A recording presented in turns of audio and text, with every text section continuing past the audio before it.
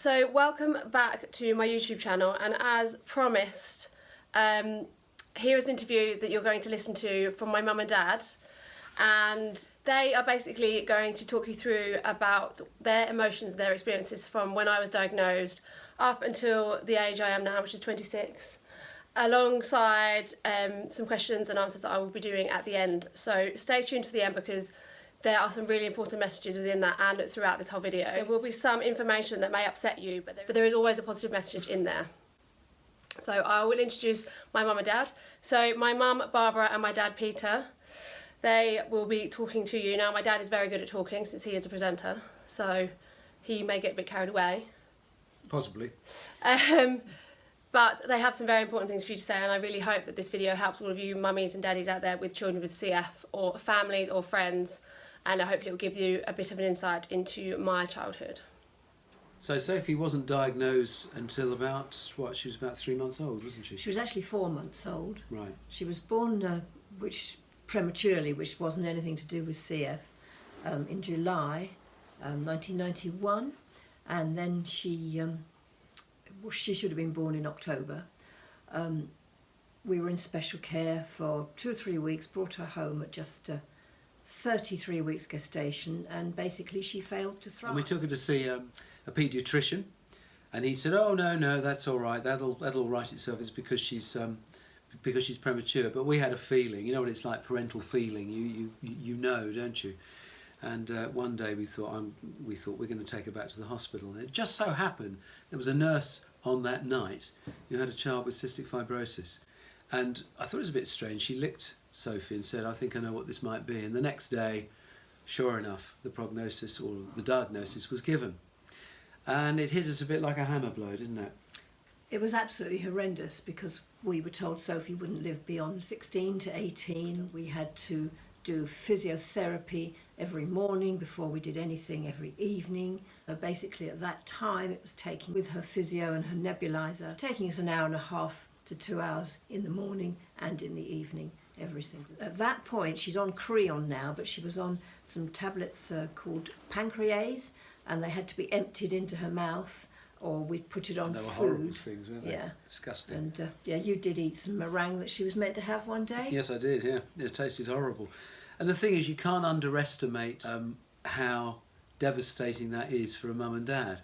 There's no doubt about it. You know, you've got to get over this news, and somehow you just got to get on with trying to do the best you possibly can. It's £3.12, and by the time we finally got her diagnosed, when she was in and out of intensive care, she weighed 4 pounds, which is 4 ounces in 4 months. So it was almost like bringing up a child to die. But Sophie's such a fighter, and she has tremendous determination. The funny thing is that when she sets her mind on something, there's no stopping her.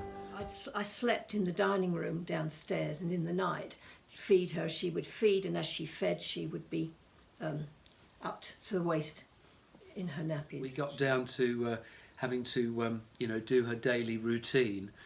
And the thing was, a lot of people came forward. A lot of people we didn't even know. And it was that actually that was a great help, because, they said, "Come on, you can do this. It's not as bad as you think." Well, we didn't think it could get any worse, but actually, looking back, yeah, they were right.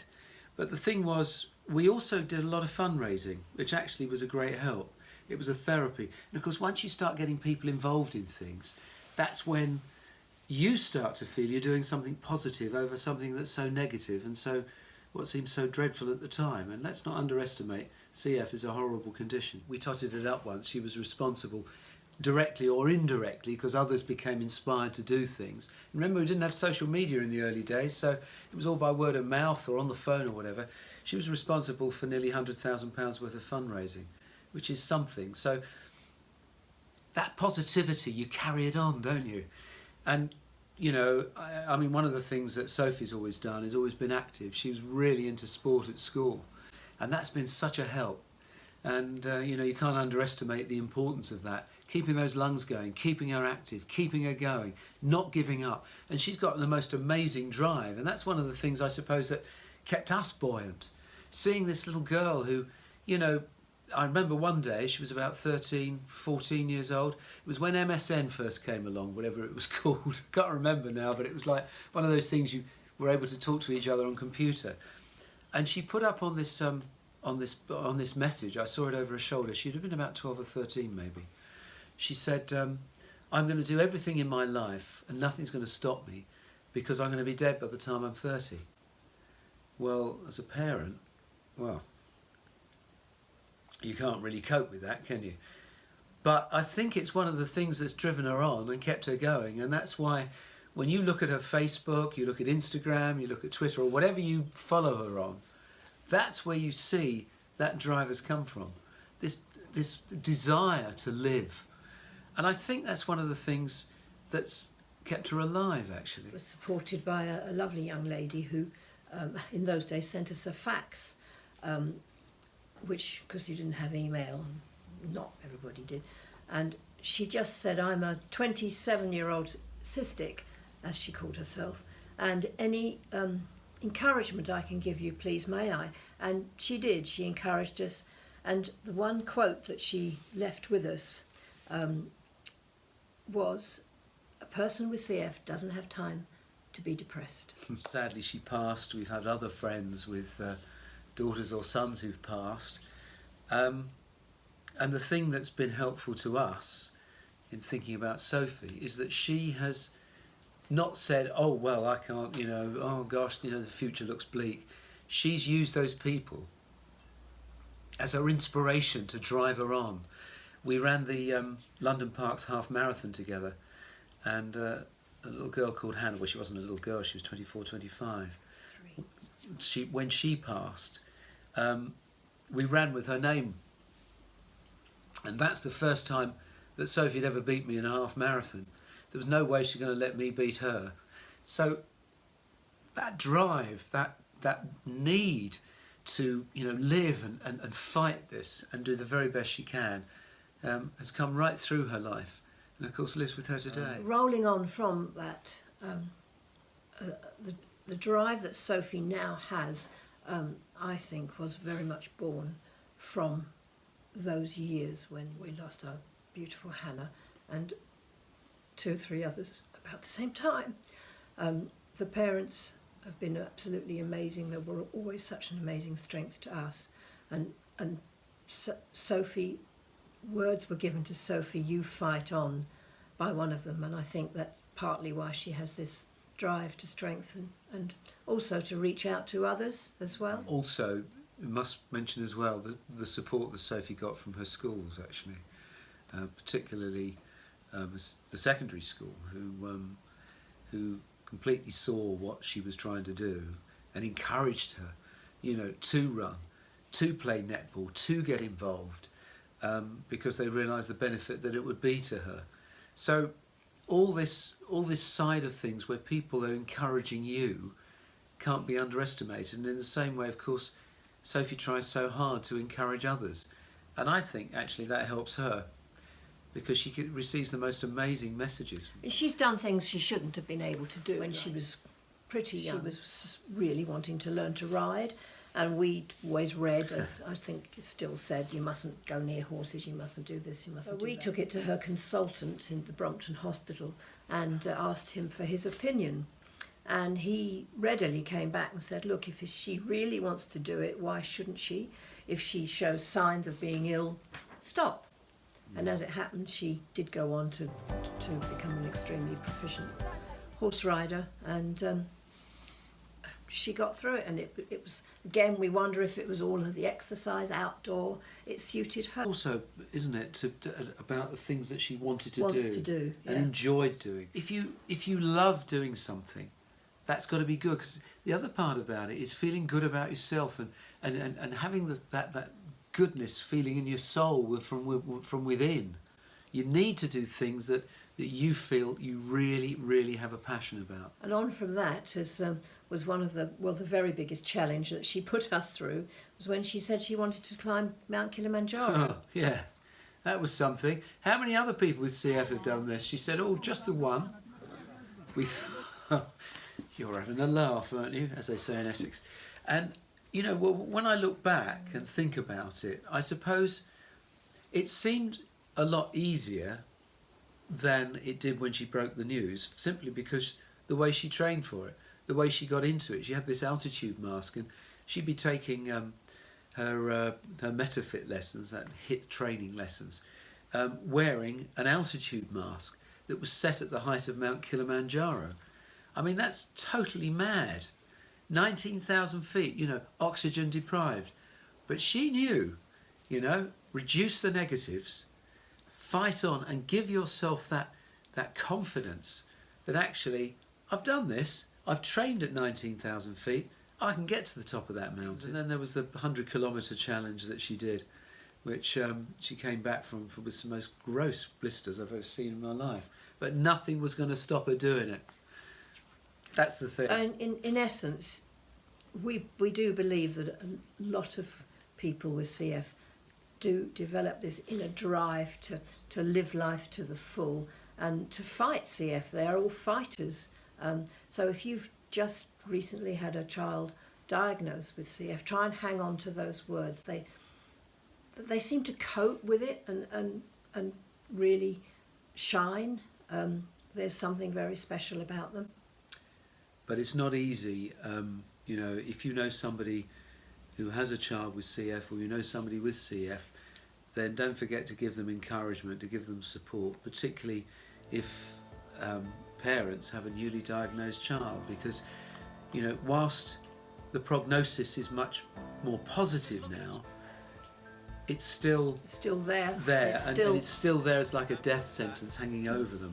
I'm sorry to say that, but that is the truth. We kind of, when she was diagnosed, sort of thought, we're bringing up this little girl to die, and that's how it felt. And we were absolutely rock bottom, believe me, so don't feel bad for feeling like that if you have just recently had a diagnosis. Equally, there are some that don't come through. Keep up the treatment. You've got to keep up the exercise it is now. We used to do percussion physio. I'm not sure what children have now, but we did it, and whatever, it helped. Just keep going, live life to the full. It makes us all live life to the full. It's all about a mindset. That's what it's about.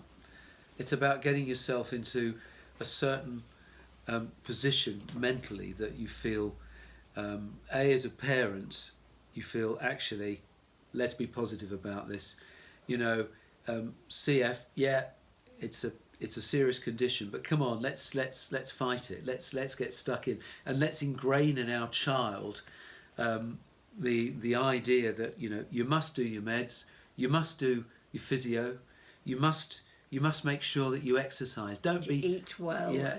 Oh, that's so important. Eat loads, and that's a great thing, because as a person with CF, you can eat what you like. I mean, gosh, Sophie would have like this big bowl of custard, wouldn't she? And she put loads of double cream on it.